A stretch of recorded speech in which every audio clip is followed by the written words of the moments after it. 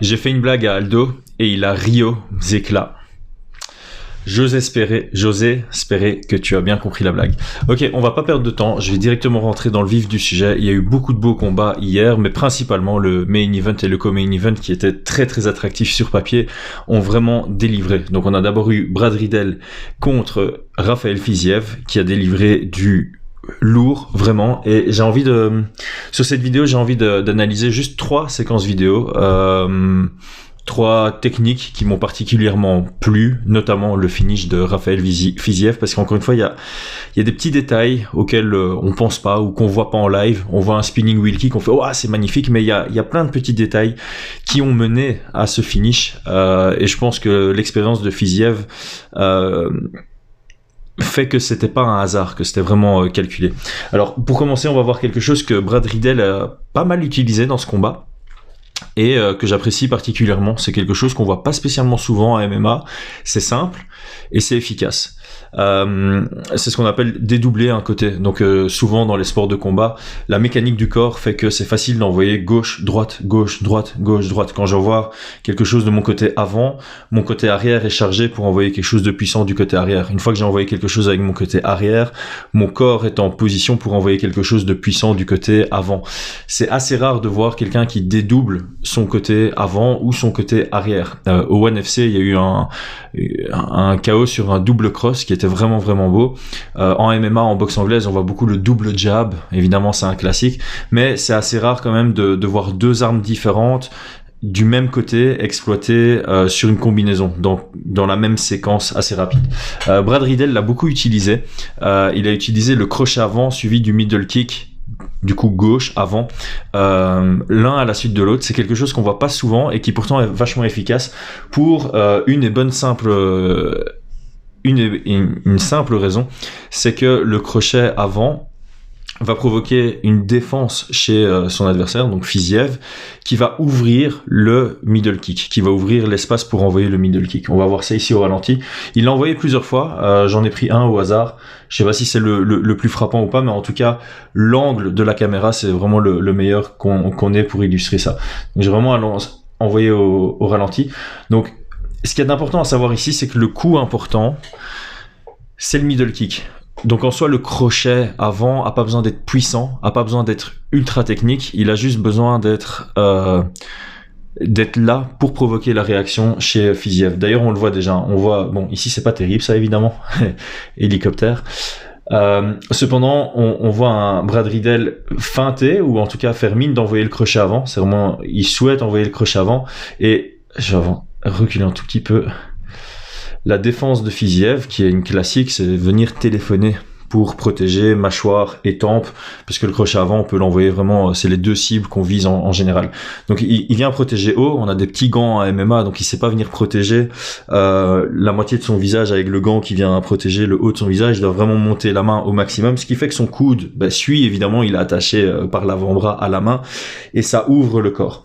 Donc il a la position téléphone, il protège sa tête, ce qui fait que son coude est relativement haut. La cible du middle kick est beaucoup plus basse. Donc il y a une ouverture pour le middle kick. Et alors, dernier petit détail, évidemment, pendant qu'il feinte ce crochet avant, il fait ce petit step. On va voir la jambe arrière qui va se rapprocher de la jambe avant, ce qui lui permet d'être en posture pour envoyer son middle kick. Vraiment, dans la simplicité. Et alors le middle kick qui vient toucher, on vient rattraper avec la main opposée, mais le middle kick touche, et c'est vraiment ça que je veux illustrer. C'est très intelligent, c'est simple, mais c'est quelque chose qu'on peut vraiment facilement travailler. Crochet avant pour cacher le petit step, et en même temps pour créer la réaction défensive qui va créer une ouverture au midsection, au niveau du foie, en l'occurrence, puisqu'il envoie sa jambe gauche. Ok. Donc ça, c'est quelque chose que j'ai fort apprécié.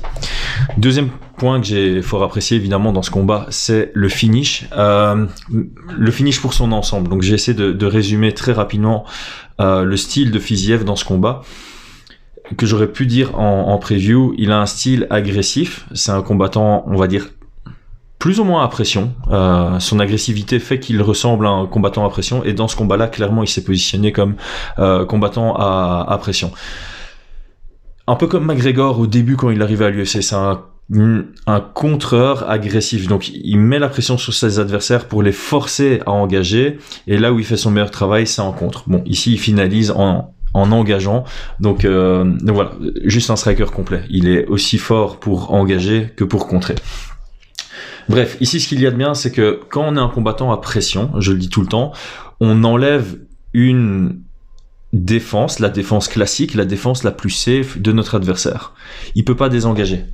La cage est derrière. Il a pas suffisamment d'espace pour vraiment désengager. Ici, dans cette occurrence, un tout petit peu, mais c'est pas suffisant. C'est pas un espace qui lui permet de désengager et puis de bouger et créer de l'espace. S'il désengage ici, il est contre la cage, il risque de trébucher, il risque de se faire mettre au clinch à la cage, même si Fiziev, c'est pas son objectif.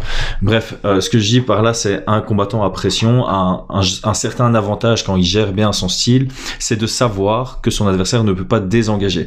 Donc son adversaire va soit engager, soit il va bouger sur sa gauche, soit il va bouger sur sa droite, soit il va rester figé, ce qui est au final normalement la pire option, surtout face à quelqu'un comme Fiziev. Donc quand on est un combattant à pression, je parle toujours de portes. Il y a des portes qu'on ferme, il y a des portes qu'on laisse ouvertes exprès pour attaquer dedans. Dans la position dans laquelle on se trouve ici, sur l'arrêt sur image, il n'y a pas vraiment de porte ouverte. C'est-à-dire que Riedel, s'il part par là, il part du côté ouvert, donc il part du côté fort de Fiziev. Et s'il se déplace par ici, il sait que Fiziev va le suivre et continuer à lui mettre plus de pression. Donc là, on est dans une belle position où Fiziev ne laisse pas de porte ouverte. On va un tout petit peu avancer. Voilà, ici, Fiziev va passer rapidement en gaucher. Quand il passe en gaucher, normalement, ce qu'on a envie de faire, c'est se déplacer par là. Fiziev, ce qu'il aurait envie de faire, c'est se déplacer par là pour faire croire à Riedel qu'il y a une porte ouverte de ce côté-ci, qui est du côté puissant. Donc Fiziev ici pourrait envoyer son middle du gauche qui est extrêmement efficace, extrêmement puissant, surtout en switch, mais aussi quand il se positionne en gaucher.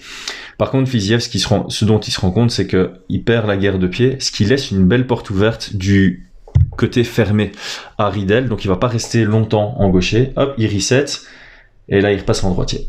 Quand il repasse en droitier, il voit directement la réaction de Riedel. Riedel, il se dit, ok, Fiziev fait gaucher, je peux pas partir par là. Et pendant tout le combat, c'était sa direction préférée. Au moment où Fiziev passe en droitier, Riedel se dit, oh, porte ouverte. Tax, je vais prendre la porte ouverte ici, je vais partir de son côté fermé, parce que pendant tout le combat, à chaque fois que Riedel partait du côté fermé, il se disait, il faisait gaffe à une arme, c'était le switch middle de Fiziev. Puisque Fiziev vient de passer en droitier, s'il part dans l'immédiat vers ici, le switch middle, impossible qu'il le touche. On voit la distance. Le switch middle, il arriverait à peu près ici, je dirais, à cette distance-là. Donc, Riedel voit qu'il a une porte ouverte. Il prend la porte ouverte. Wop. Le spinning wheel kick, c'est excellent quand quelqu'un va de notre côté fermé, donc du côté de notre jambe avant. Ce qu'il y a de bien avec le spinning wheel kick par rapport au switch middle, c'est que ça couvre beaucoup plus de distance. Okay. Et là, il vient l'envoyer. Et ce qu'il y a de beau, c'est que pendant tout le combat, Riedel a été habitué à défendre bas sur le switch middle. Et donc là, je pense qu'il voit une réaction du corps de Fiziev. Hein, ça va en un claquement de secondes. Il se dit, merde, je vais protéger là où ça m'a fait mal depuis le début du combat. Il protège bas. Et l'arme va en haut. C'est vraiment des petits détails, mais qui font la différence. Très très beau taf de Fiziev. Ok, on va faire une pause, on va faire une pub, j'espère que je vais les configurer correctement cette fois-ci, et puis on va passer à la séquence que j'ai adorée chez José Aldo. Ok, donc d'abord, José Aldo, 35 ans. Clairement, il est après son prime physique. C'est très très important de préciser.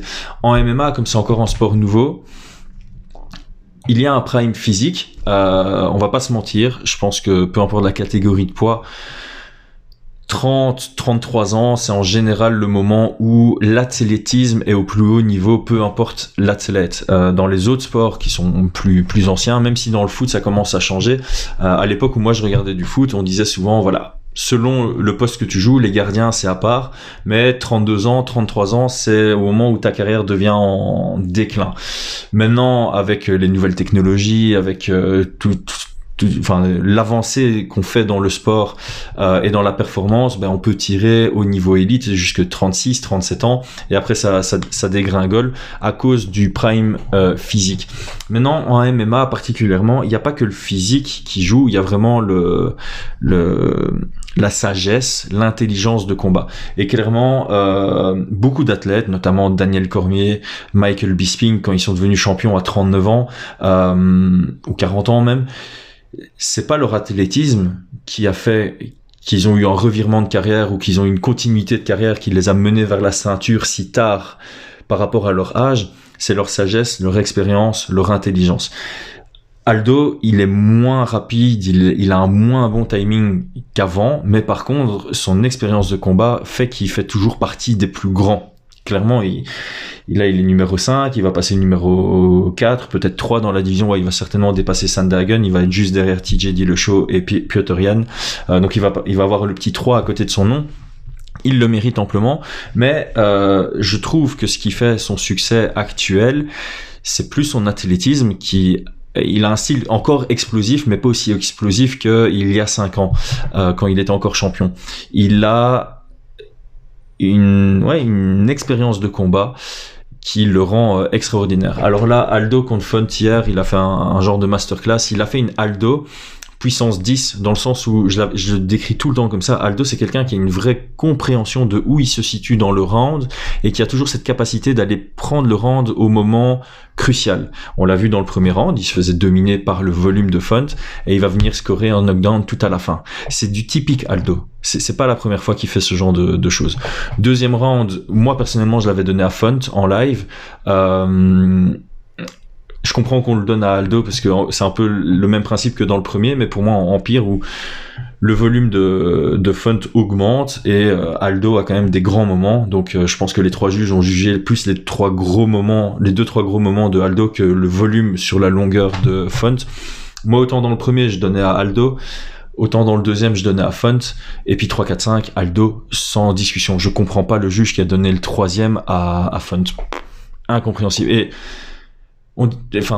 c'est une guerre qu'il faut pas mener maintenant parce que ça change rien au résultat finalement, mais si on se contente de râler sur les juges uniquement quand il y a un scandale, ça va pas vraiment faire avancer les choses. Moi, je trouve que le sale D'Amato, là, qui a donné le 3e round à Font, il faut lui demander, faut lui dire pourquoi, comment, il faut remettre sa position en jeu, même si ça a pas changé la décision. Voilà, je sais qu'avec Desi, on refait le monde, mais si ce juge avait vu le 2e round comme moi, je pense qu'il est beaucoup plus justifiable pour Font. Ça fait 2 rounds pour Font. Et si Aldo ne met pas le knockdown dans le premier round, il perd le combat. Alors oui, je sais que ça, avec des si, on refait. Mais voilà, sans knockdown dans le premier round, on donne le premier à Font. On pourrait donner le 2e à Font. Et le 3e, impossible qu'on le donne à Font. Mais celui-là l'a donné. Il aurait donné une victoire à Font, le gars. Enfin bref. Ok, donc Aldo, belle performance. Je dirais fidèle à lui-même.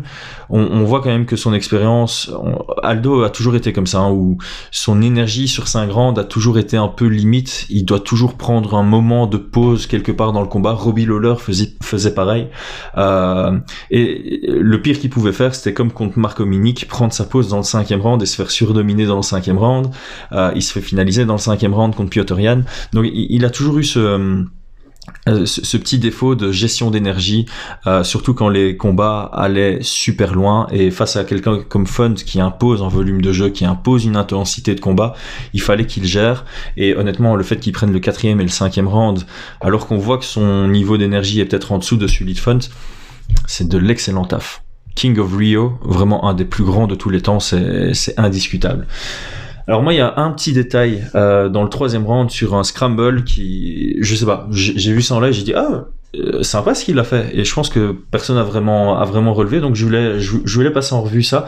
C'est une stratégie que Usman utilise beaucoup en lutte à la cage, et Aldo l'a fait ici dans son scramble contre Font. Donc pour info, après 1 minute dans le 3e round, Font shoot dans les jambes. Belle défense classique de José Aldo. Moi, ce qui m'intéresse ici, c'est exactement à partir de cette position. Forcément, Aldo veut venir de ce côté-ci, mais il est un peu bloqué par la main là. Mais il fait pas attention à la main. C'est là où on dit qu'il y a plusieurs niveaux en grappling. Un grappleur ceinture bleue ou de bas niveau comme moi, on ferait attention à cette main. On essaierait de faire passer notre jambe, hop, de contourner. Ah, elle est pas bien ma flèche. De contourner la main pour pas être bloqué dans notre transition. Aldo, il va à un niveau plus loin. Il sait que c'est de l'appui ici dont Funt a besoin pour créer un scramble, sortir ses hanches, chercher le reversal. Donc lui, il va venir se concentrer là-dessus. Hop, là. Il vient contrôler cette jambe et il vient lever la jambe. S'il lève le genou, hop, donc il vient crocheter et il vient faire en sorte que le genou se lève. Pourquoi ? Parce que si le genou se lève, le pied ne s'est pas appuyé vers le sol pour sortir les hanches ou lever les hanches pour créer un scramble. Et en plus de ça, il a créé suffisamment d'espace ici. La main de Funt n'embête plus sa jambe pour transiter. Donc vraiment, ce petit crochetage ici, sa main est à l'intérieur. Il vient crocheter sur l'extérieur et en dessous. On va montrer ça au ralenti. Hop, il vient crocheter, il lève. On voit vraiment le mouvement de lever. Hop, regardez la distance du pied de Funt par rapport au sol. Il sait rien faire. Et ça permet à Aldo de venir chercher sa position tranquillement et venir placer son adversaire au sol. Très très beau. D'ailleurs, après, il y a un petit détail ici aussi, c'est le contrôle de biceps qui empêche Funt de venir poser son coude et garder une posture. C'est ça qui lui permet de vraiment déposer les épaules de Funt au sol et de scorer un vrai takedown. Donc voilà, très très belle perf d'Aldo, très très belle perf de Fiziev. Il y a eu d'autres belles performances. Jamal Hill, Clay Guida, le comeback, vraiment très chouette événement. J'espère que ça vous a plu. Comme d'habitude, j'ai oublié de vous dire en début de vidéo de vous abonner si c'est pas encore le cas. Les petits commentaires, ça fait plaisir pour que la vidéo circule, etc., etc., etc. Le classique. J'ai pas vraiment le temps. Merci à tous d'avoir suivi. Bonne fin de dimanche. À très bientôt. C'était Chris Gunacht.